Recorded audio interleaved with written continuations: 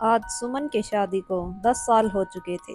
सुमन की एक बेटी है जो बिल्कुल सुमन पर गई है। सुमन के पति सरकारी वकील हैं जो अभी अभी दफ्तर से लौटे हैं। सुमन के पति मोहन घर आते ही कहते हैं, अरे धर्म पत्नी जी, खाना दे दीजिए। सुमन पर बिस्तर से नहीं उठी, ना ही मोहन की बातों का जवाब दिया। मोहन पास जाकर बोला, क्या हुआ प्रिय, तबीयत खराब है क्या? सुमन कोई जवाब नहीं देती और मुंह फेर कर लेट जाती है। मोहन फिर से कहता है, अरे ओ विश्व सुंदरी, बोलती क्यों नहीं हो? सुमन इस पर भी कोई जवाब नहीं देती। मोहन उठकर अपनी बेटी सुहानी के पास जाता है और पूछता है, बेटी, तुम्हारी मम्मी को क्या हुआ? कोई बात है क्या? सुहानी कहती है, तुमने मम्मी को सोने का हार नहीं दिलाया ना अब तक, अब मम्मी का गुस्सा झेलो।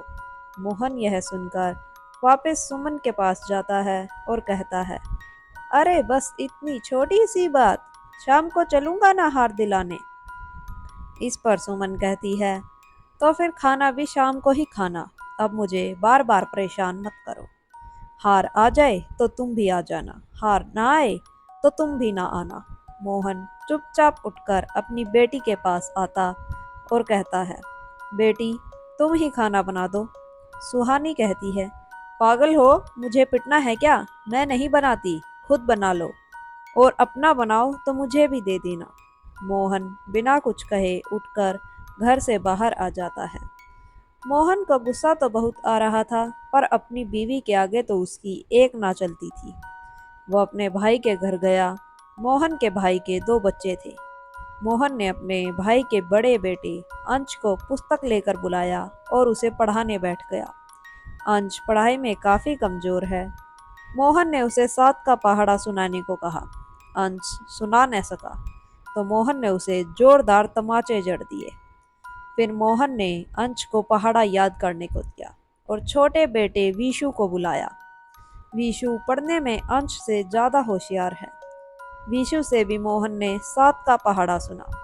वीशु ने पलक झपकते ही पहाड़ा सुना दिया, तो मोहन ने अंश को एक और चांटा जड़ दिया और कहा, देख, तेरे छोटे भाई को भी आता है और एक तू है नालायक कहीं का। मोहन का भाई मोहन को कुछ नहीं कहता, क्योंकि वह बहुत शरीफ था और मोहन के छोटे होने के बावजूद कभी उसे कुछ नहीं कहता था। दोनों बच्चों को पढ़ाने के बाद मोहन अपने घर वापस जाता है। उसका गुस्सा शांत हो चुका था। घर पहुंचते ही वह कहता है, बेबी चलो हार खरीदने चलते हैं, नाराज ना हुआ करो। चलो, आज मैं अपनी प्रिय धर्मपत्नी को सबसे अच्छा गले का हार दिलाऊंगा। मोहन अपनी बीवी के साथ हार खरीदने चला जाता है। उसका जीवन और उसके इर्द गिर्द के लोगों का जीवन इसी प्रकार से चलता रहता है।